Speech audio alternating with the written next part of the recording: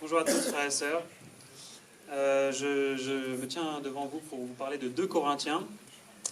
Peut-être que maintenant vous commencez à voir qu'il y a un schéma qui se profile. Une fois par mois, on parle d'un livre, d'une lettre de Paul. Olivier nous a parlé de Romains, Brad nous a parlé de 1 Corinthiens. Donc je vous parle de 2 Corinthiens. Et je me tiens devant vous dans la faiblesse, en quelque sorte, pour 2 raisons. D'abord parce que j'étais malade toute la semaine, donc vous m'excuserez si ça s'entend. Mais aussi puisque je me sens faible devant cet épître aux Corinthiens. Je me sens faible devant la parole de Dieu. Et voilà, je voulais vous partager quelques-unes de mes pensées à propos de 2 Corinthiens. Je pense qu'il y a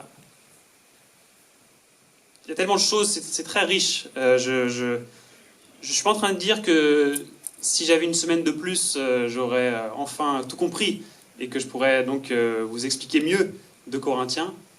Au contraire, ce que j'essaie de partager, c'est que je pense que c'est normal de se sentir faible face aux Écritures saintes. Et elle me transperce, si vous voulez. Elle me défie. Et je pense qu'il y a des sujets enfin, voilà, beaucoup de sujets. Et on va voir si on peut réussir à transmettre quelques-unes de ces pensées par rapport à 2 Corinthiens. Donc, merci pour vos prières. Mais en tout cas, 2 Corinthiens, j'ai l'impression que 2 Corinthiens, on connaît un peu moins bien que 1 Corinthien. Je ne sais pas si c'est juste mon impression.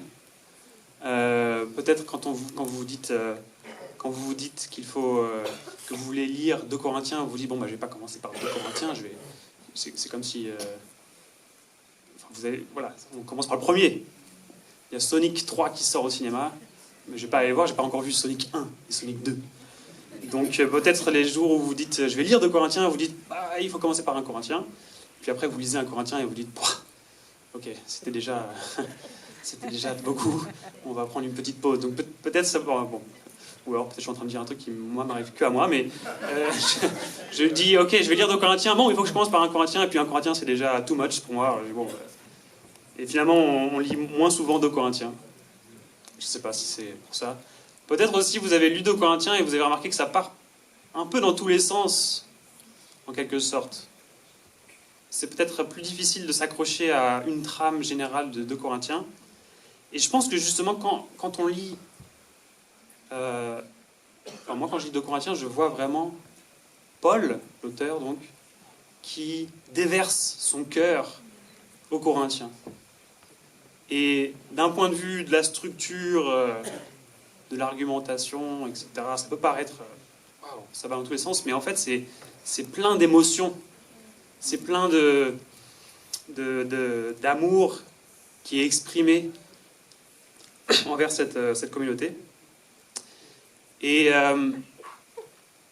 pour moi, le cœur de 2 Corinthiens, c'est surtout les chapitres 1 à 7. Si vous avez une vision globale du livre, globalement, il y a 13 chapitres. Alors Paul n'a pas écrit en chapitres, hein, mais aujourd'hui on a des divisions en chapitres dans le livre. Et donc, d'après notre division en chapitres, il y a 13 chapitres. 8-9 parlent de la collecte à l'église de Jérusalem. Donc, une situation assez particulière.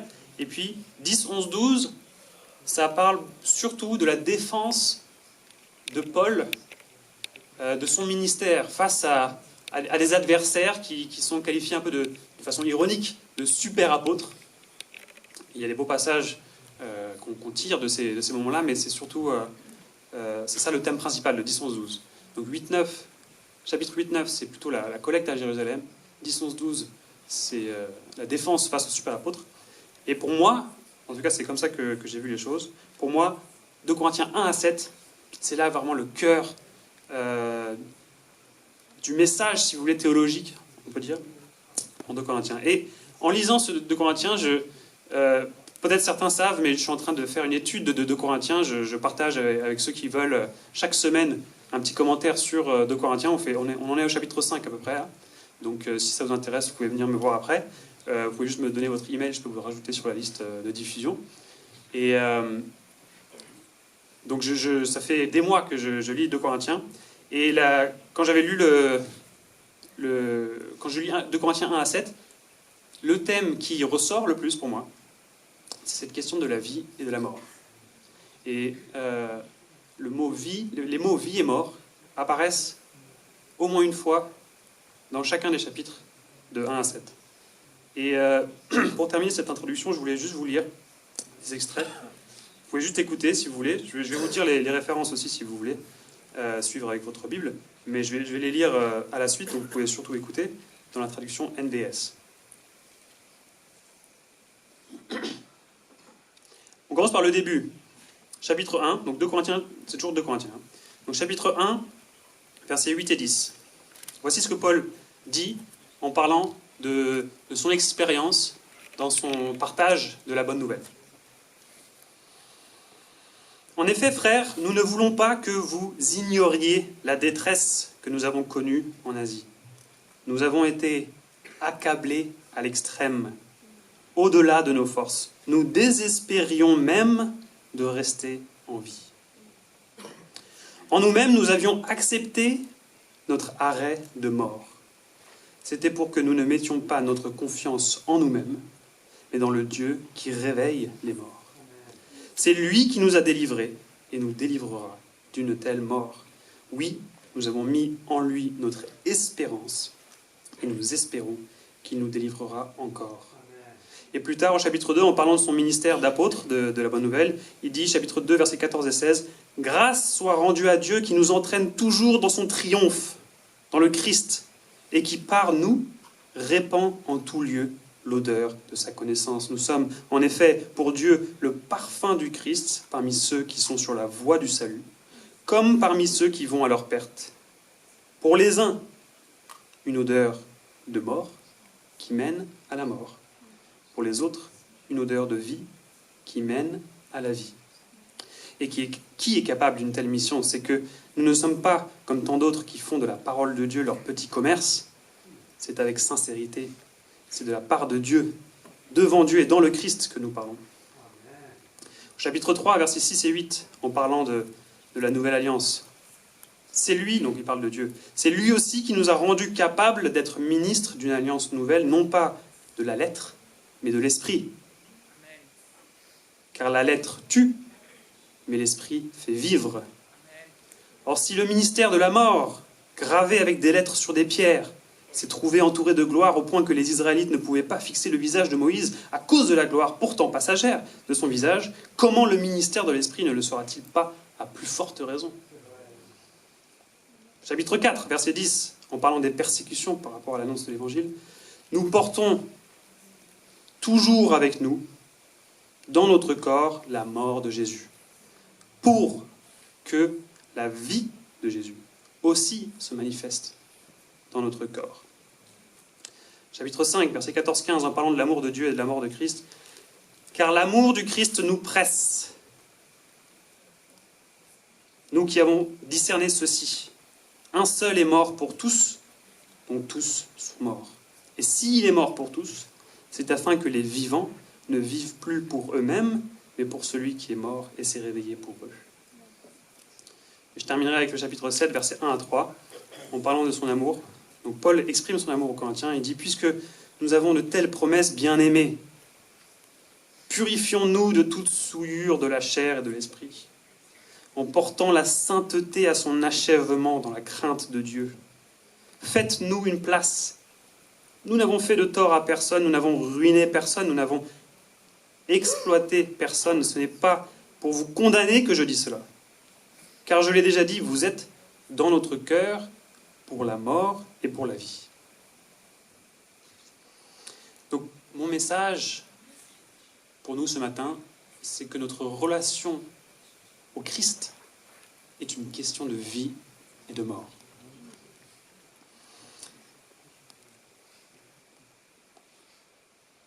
Quand on regarde d'abord l'exemple de Paul,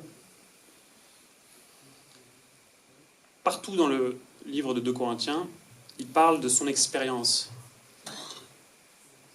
Et il parle de ses souffrances, en fait.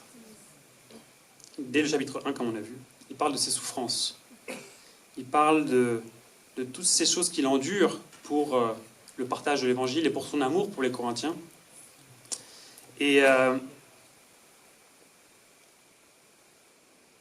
Paul ne se vante pas de ses souffrances dans un but de dire « Regardez-moi, regardez toutes les souffrances que j'endure. Ne suis-je pas le meilleur apôtre? Ne suis-je pas le plus grand exemple à suivre? Et vous, est-ce que vous souffrez comme moi ?» Non, c'est pas comme ça que Paul s'exprime. Il parle de façon vulnérable de ce qu'il traverse, dans le but de partager son amour pour les Corinthiens. Il dit par exemple en 2 Corinthiens 4, verset 12, « Ainsi en nous », donc il parle de lui et de ses compagnons d'œuvre, « Ainsi en nous, c'est la mort qui est à l'œuvre, mais en vous, c'est la vie. » Paul, on voit dans son épître aux Corinthiens qu'il cherche à imiter le Christ. Et le Christ, comme Paul, mais le Christ bien plus, a souffert et est mort pour nous. Pas pour que nous soyons nous-mêmes souffrant tout le temps, allant à la mort, etc., mais pour que nous ayons la vie, n'est-ce pas? Donc Paul exprime aussi ce qu'il a fait aussi, mais parce que pour lui, il est rempli d'amour, et il se dit, bah, moi je suis traîné à la mort, mais tant mieux pour que vous ayez la vie. C'est l'amour sacrificiel qu'il voit en Christ qu'il imite aussi à son tour. C'est pas une question de chercher à se culpabiliser, ou de chercher à se faire bien voir, ou de chercher à se faire souffrir juste pour se faire souffrir. Parfois on peut être un peu tiraillé aussi en lisant 2 Corinthiens, et dire, bon ok, toutes ces souffrances, est-ce que ça veut dire que je souffre pas assez pour l'évangile, par exemple? Récemment, il y avait une vidéo qui tournait un peu sur les réseaux, je ne sais pas si vous l'avez vu, une femme qui prêchait dans le métro. Et elle fait ça, enfin c'est son habitude, elle prêche, puis quelqu'un la filme, et puis elle poste ça sur les réseaux. Et puis là, dans cette situation-là, elle prêchait donc dans le métro, et puis quelqu'un lui demande d'arrêter. Et j'ai pas ces détails, j'ai pas exactement les détails, on ne sait pas exactement quelles étaient toutes les motivations, mais globalement cet homme lui demande d'arrêter. Il me semble qu'il disait aussi qu'il était croyant ou pas, enfin bref, en tout cas il lui demande d'arrêter, et la femme refuse elle l'ignore en fait. Et là on arrive dans une situation un peu inconfortable, parce que elle est en train de prêcher très fort dans le métro, l'homme lui dit mais arrête, tu gênes tout le monde, enfin, c'est gênant. Et elle l'ignore, elle parle de plus en plus. Et puis au final, ça énerve le monsieur. Ça énerve le monsieur qui sent qu'il est ignoré, quoi. Donc il commence non seulement à juste lui dire, mais il commence à être frustré, en fait. Et la femme continue de l'ignorer. Et bien sûr, il y a quelqu'un qui filme tout ça. Donc c'est vraiment une situation un peu bizarre, parce qu'on se dit, est-ce qu'elle a raison? Est-ce que le monsieur a raison? Et puis en plus, c'est filmé, donc ça fait un peu... Et au final, on se dit, ah, je sais pas si c'est vraiment ça le but. Puis ça tourne en gros conflit. Et est-ce que c'est ça qui a... Enfin voilà, il y a des gens qui, après, elle poste ça sur les réseaux, donc après, il y a des gens qui disent « Ah, c'est bien, ma sœur, bravo », puis d'autres qui disent « Mais tu rencontres enfin, tu montres un mauvais exemple », enfin voilà, donc ça crée un peu des conflits, c'est un peu bizarre, et je pense qu'on peut parfois se perdre un peu dans ces réflexions sur « Ok, est-ce qu'il faut forcer à avoir des persécutions pour qu'on se sente vraiment chrétien ?» C'est délicat. Pour moi, Paul, ici, jamais il dit « Regardez toutes les souffrances que j'ai vues, vous aussi, vous devez aussi m'imiter pour avoir les mêmes souffrances. » Il dit « Regardez toutes les souffrances que j'ai, c'est pour vous. C'est parce que je vous aime. Moi, je suis content de porter la mort en moi pour que vous ayez la vie. » Et il y aura des persécutions parfois. Ça, c'est sûr. Et on a la chance en France de ne pas être persécuté pour notre foi. Il y a des persécutions encore aujourd'hui dans certains pays. Certaines personnes vivent ce que Paul vit. Physiquement, je veux dire. Ils sont tués pour leur foi. Donc les persécutions sont vraiment réelles. Mais attention à ne pas pervertir le message.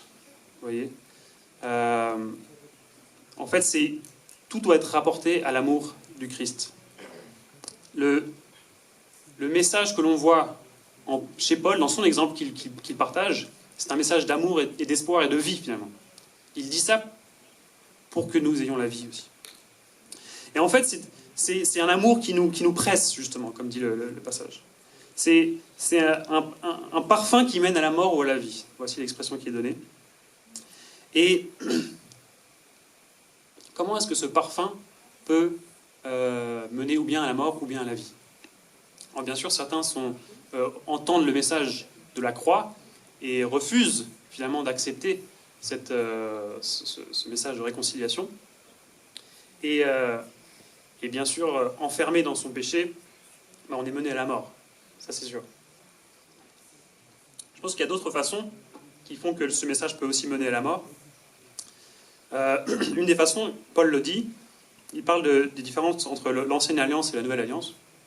Il utilise cette expression, il dit « la lettre tue, mais l'esprit fait vivre ».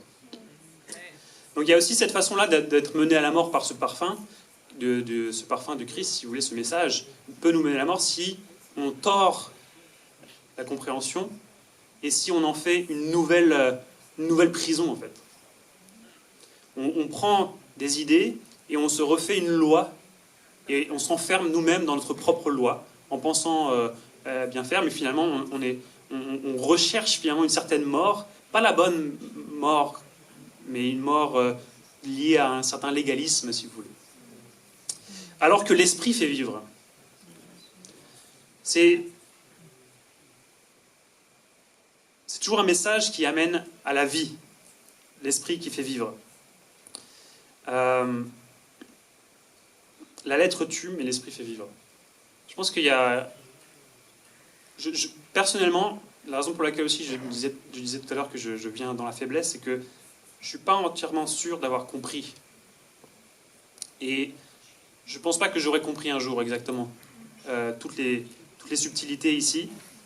Mais cette idée de la mort et de la vie, c'est vraiment un équilibre, enfin pas un équilibre, mais c'est vraiment une tension qui me pousse dans mes retranchements, qui me fait forcément réfléchir, qui me fait forcément questionner des choses. Et cette phrase, la lettre tue mais l'esprit fait vivre, ça me fait questionner ces choses-là aussi. Est-ce que parfois on regarde à la lettre trop et pas à l'esprit assez? Vous voyez ce que je veux dire? Une autre façon pour laquelle ça mène à la mort, justement ce parfum, ou à la vie, c'est justement ça, c'est cette question de faire face à ces mystères. Mystères dans le sens, à cette tension, si vous voulez.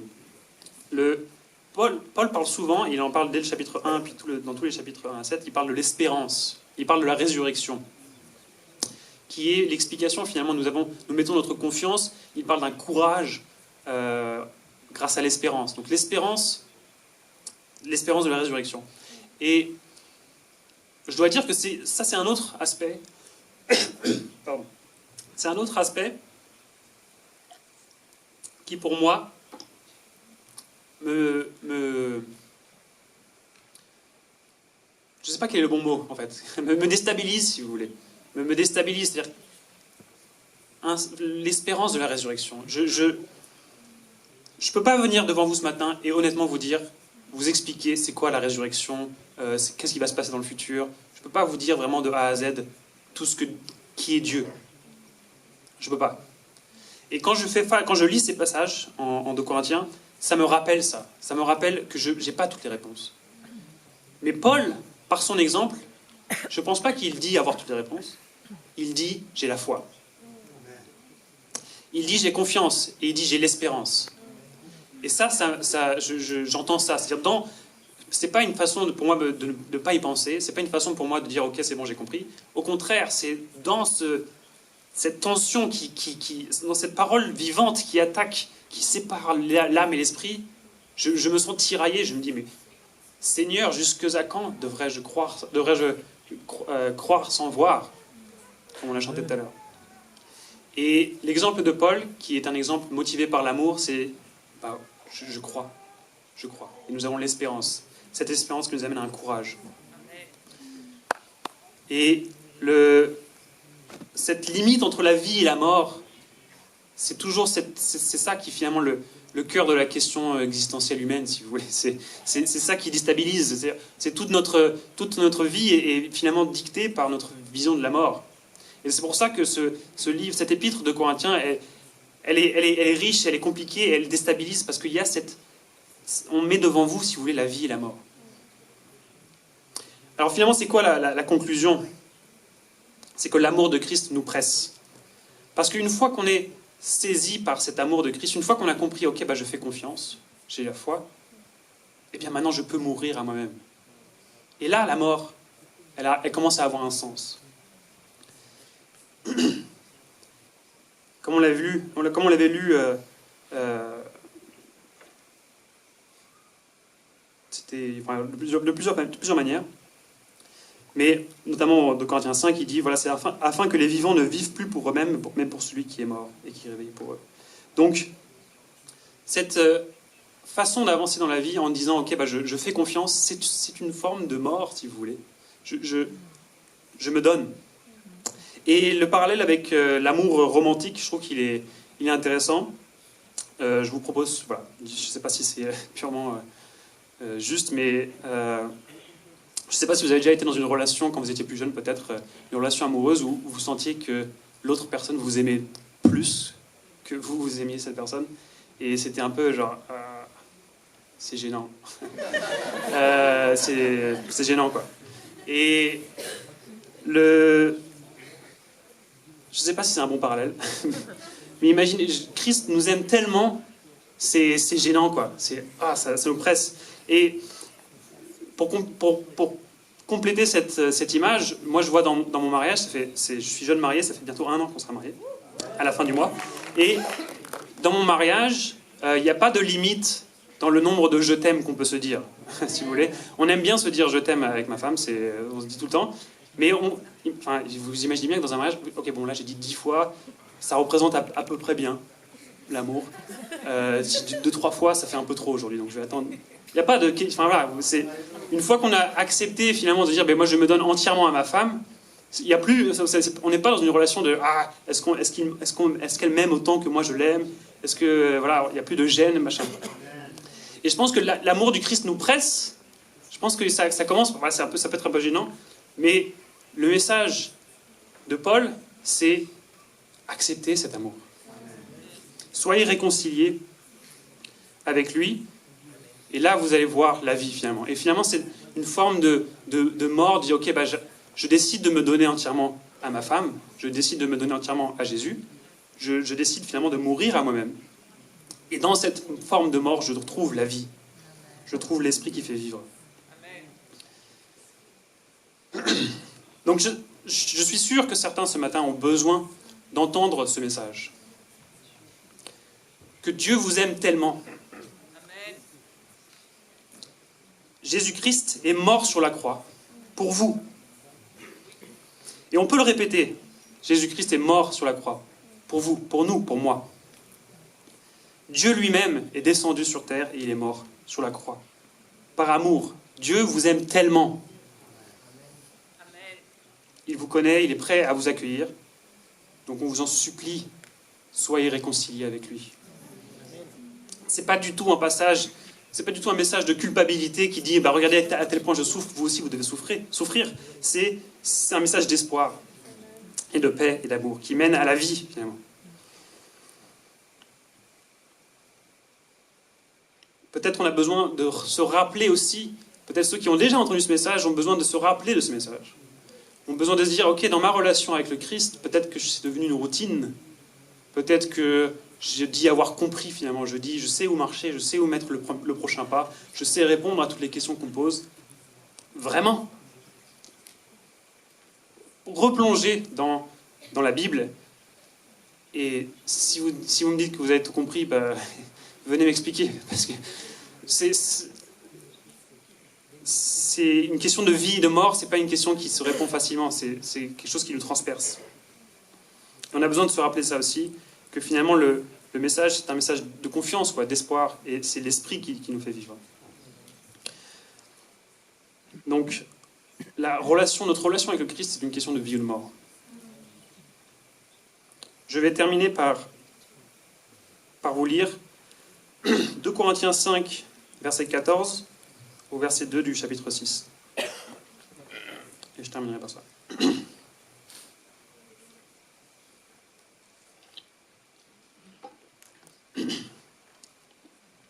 Car l'amour du Christ nous presse. Nous, qui avons discerné ceci, un seul est mort pour tous, donc tous sont morts. Et s'il est mort pour tous, c'est afin que les vivants ne vivent plus pour eux-mêmes, mais pour celui qui est mort et s'est réveillé pour eux. Ainsi, nous, dès maintenant, nous ne connaissons personne selon la chair. Même si nous avons connu le Christ selon la chair, maintenant nous ne le connaissons plus de cette manière. Si quelqu'un est dans le Christ, c'est une création nouvelle. Ce qui est ancien est passé. Il y a là du nouveau. Et tout vient de Dieu, qui nous a réconciliés avec lui par le Christ. Amen. Et qui nous a donné le ministère de la réconciliation. Car Dieu était dans le Christ, réconciliant le monde avec lui-même, sans tenir compte aux humains de leurs fautes, et mettant en nous la parole de la réconciliation. Nous sommes donc ambassadeurs pour le Christ. C'est Dieu qui encourage, par notre entremise, au nom du Christ, nous supplions, laissez-vous réconcilier avec Dieu. Celui qui n'a pas connu le péché, il l'a fait pour nous pécher, afin qu'en lui, nous devenions justice de Dieu. Puisque nous sommes ses collaborateurs, nous vous encourageons à ne pas accueillir la grâce de Dieu en vain.